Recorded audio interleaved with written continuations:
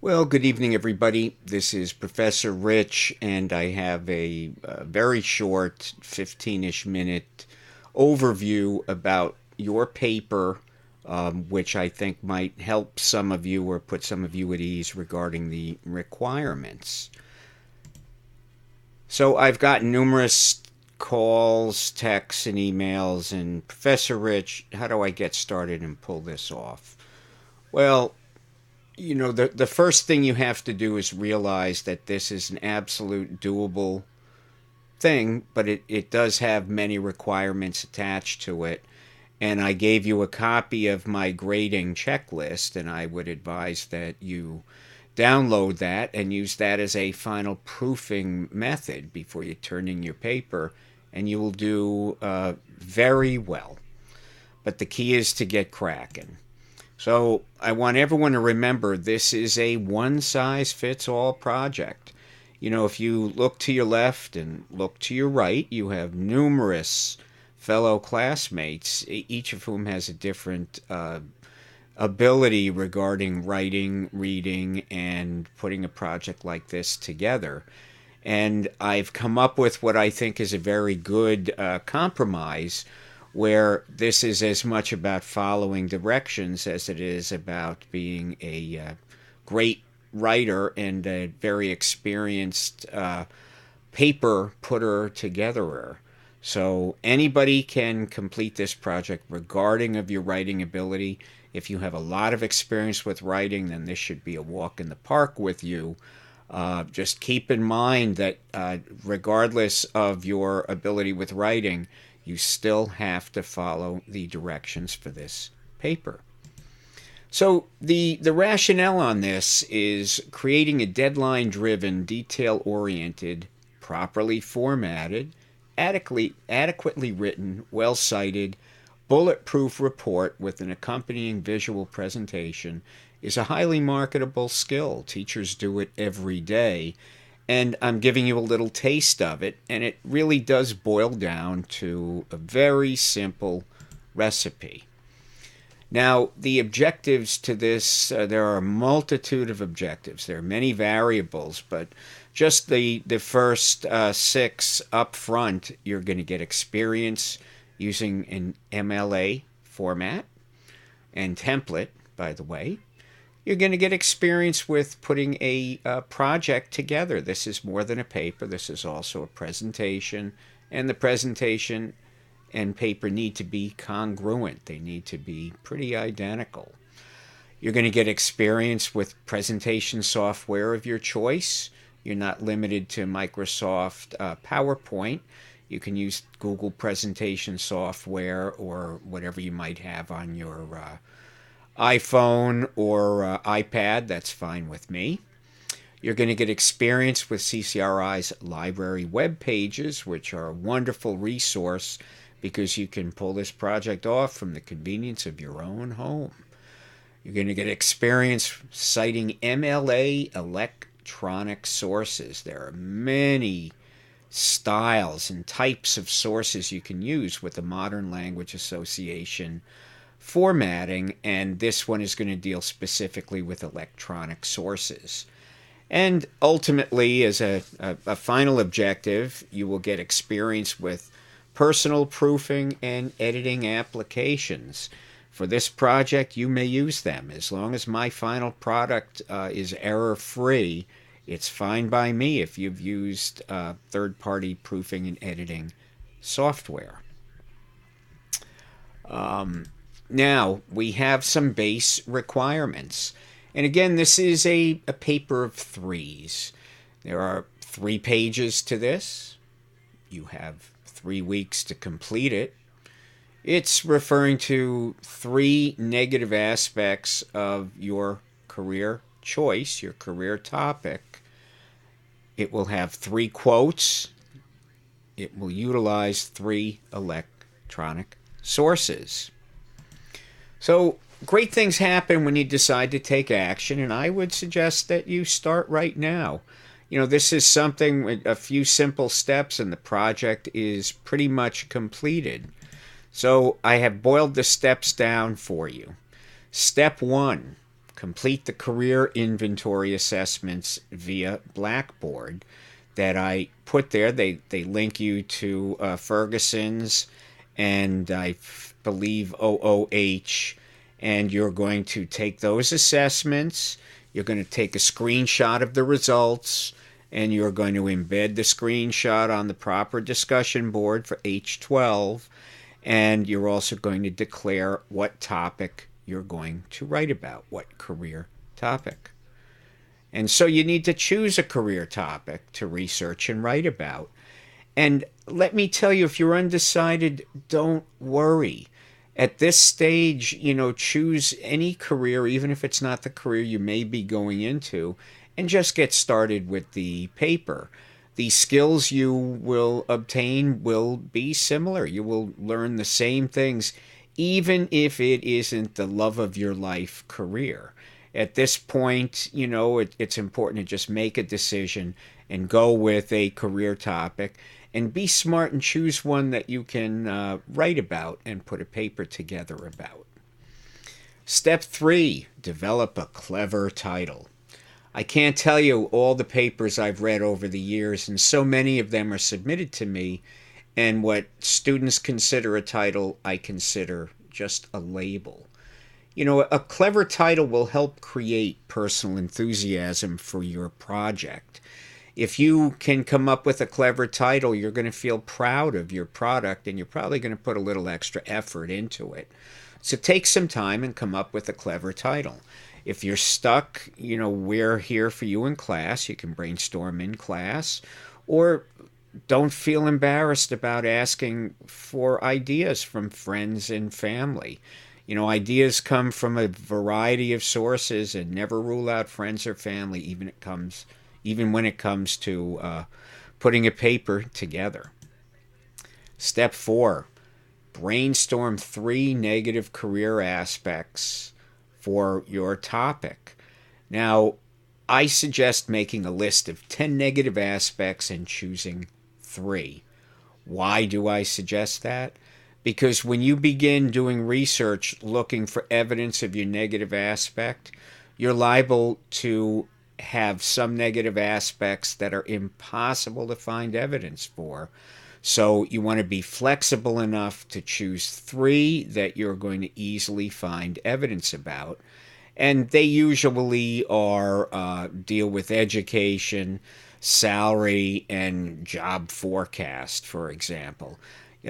Usually you'll find a negative aspect in either the expense of the schooling or how long the schooling is. You'll find a negative aspect in the salary or how long it takes to get to top salary.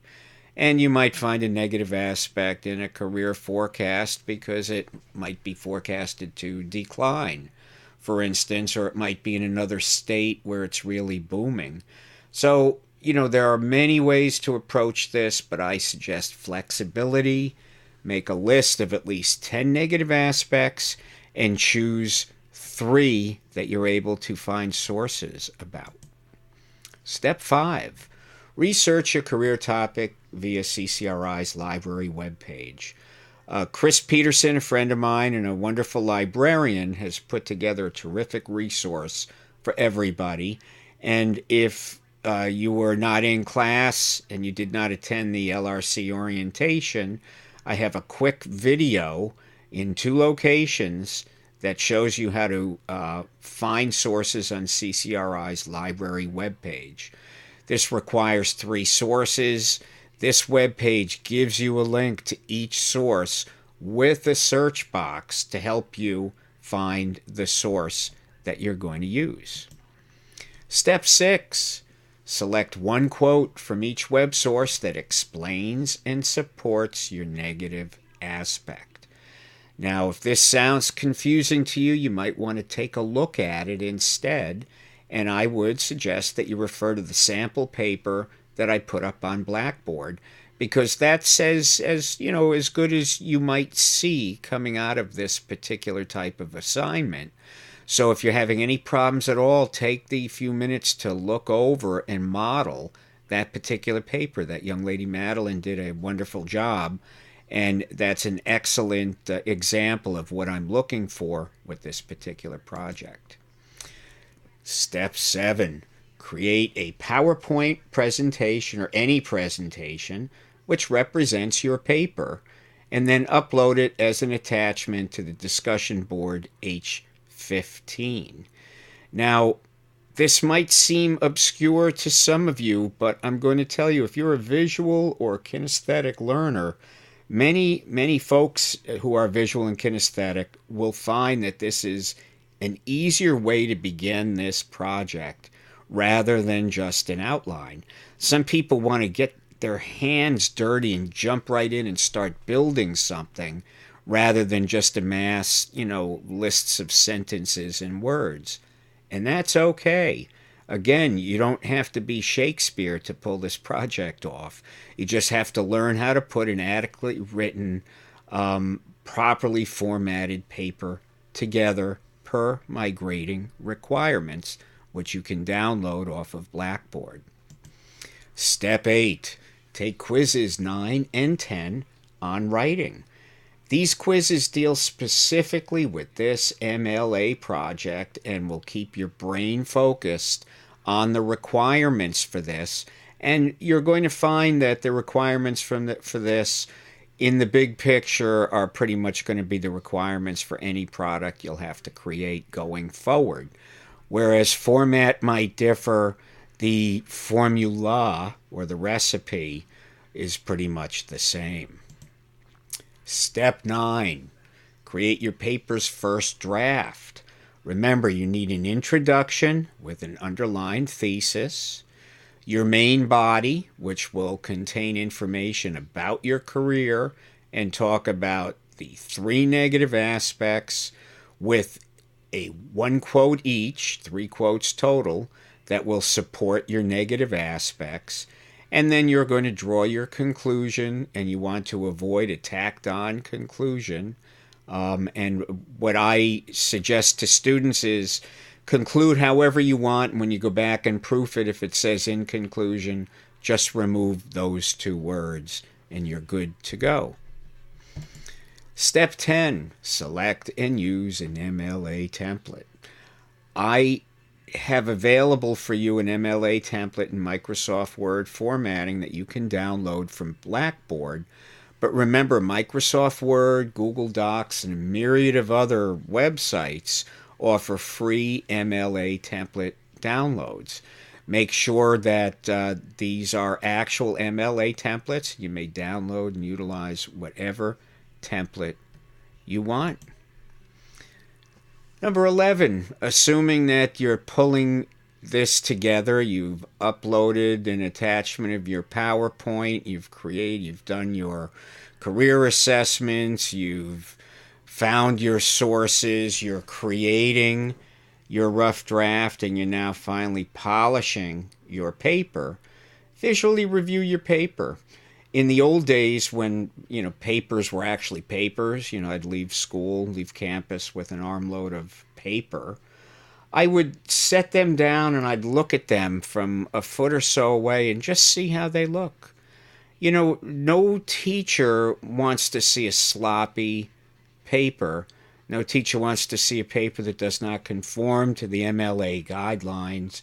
You can see this, and I would set these down and look at them because the papers that jumped out at me as being terrible looking, they were not correctly formatted, they just were off. I would look at those first, and time again, I would always find silly mistakes that people made by not looking their paper over before they submitted it. And that's usually because they wait till the last minute, as did I, as did everyone else, as does most of the world. But it's really good if you can build an extra few minutes before you turn your paper in to look it over again. You want to read your paper out loud and make sure the flow is good. Sometimes you can find mistakes just by reading. If you're trying to read a sentence and you're unable to because it's poorly written, or it's a run-on sentence, or an incomplete sentence, or you can't understand the spelling of a word, well, there's your culprit, and you're able now to go in and correct this. And once again, in this class for this project, I give you permission. You're allowed to use a spelling and grammar check or spelling and grammar app, or some of the third-party apps that are out there like Grammarly and White Smoke. Again, this is about giving me a paper with no errors. And just as somebody might have a friend proofread their paper, if you have to use an app to proofread it for you, as long as the paper is good and you wrote the paper, that's fine by me. Number 12, synchronize your paper and presentation. Does your presentation mirror your paper? Is there congruence? Consider that this is a product and a project, and if you were to present it to numerous individuals in an audience, if you handed them a copy of your paper as an abstract, but presented something that was absolutely different and out of synchronization from that abstract, it would look very unprofessional. And sometimes it's just a matter of going back and rearranging things either in your paper by copying and pasting or cutting and pasting, or in your PowerPoint. And oftentimes the biggest problem with this is that either the PowerPoint or the paper are lacking in negative aspects. They have different negative aspects. They're lacking in quotes and citations, or they have different quotes and citations. Sometimes you want to make sure that these are congruent and that they're being presented in the same order. Step 13, upload your paper to Blackboard as an attachment. There will be an upload link on the same page that the final exam will appear, and you need to click on that link. You need to enter whatever makes you feel, your name or your paper title in the subject, and then attach a copy or attach your MLA formatted paper and click submit. I don't care if you use Google Docs, but a big problem with Google Docs that not only myself but numerous other instructors have had is that students merely send a link to Google Docs to get to their paper, and that's a step that is sometimes not successful. So instructors don't get to see the paper. All they ever get is a link. So if you're going to use Google Docs, make sure that you download your paper to your local device, be it a phone, an iPad, your desktop, whatever you use, and then attach that for your MLA paper submission. Do not just send me a link to Google Docs. And by wrapping up here, the number one reason students do not do well in LRCT 1020, at least in my sections, is because they do not complete the MLA project. I get it. Sometimes you figure you're so far behind, what the heck. But let me tell you, you're better off submitting something, because some points are better than no points. And remember, this is 25% of your grade, 25 points. So this is a high-stakes assignment, and it's something that everybody can pull off in fine fashion, but you have to do it. And absolutely, finally, do not panic. I'm here to help you succeed. I've done this rodeo a long time. I'm here for you folks. Contact me. There are numerous ways to get a hold of me. If you're panicking, don't. I'll talk you down, and I'll tell you how you can do this. But follow these simple 13 steps for your paper of 3's. Utilize all the resources I've put on Blackboard. And remember, the folks at the Learning Resource Center, the Student Success Center, and the Writing Lab are here at your disposal to help you. Any questions, be in touch. Don't worry, be happy. Have a great night.